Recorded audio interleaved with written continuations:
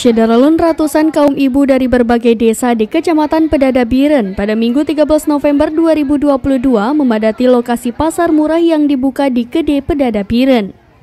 Kegiatan ini dilaksanakan oleh Dinas Perindustrian dan Perdagangan Aceh bersama Dinas Perdagangan, Perindustrian, Koperasi dan UKM Biren dan Bulog Cabang Lok Semawe. Lokasi pasar murah dipadati kaum ibu maupun kaum bapak. Warga sudah mulai berdatangan sejak pukul 10 waktu Indonesia Barat untuk mendapatkan kesempatan membeli berbagai kebutuhan pokok.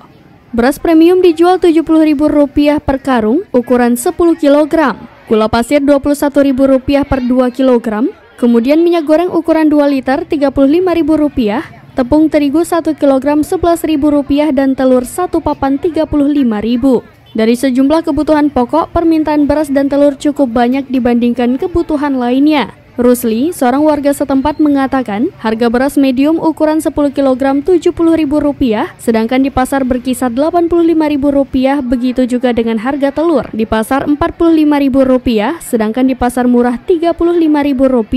Makanya warga lebih banyak membeli beras dan telur. Dari Biren, Yusmandin Idris, Serambion TV.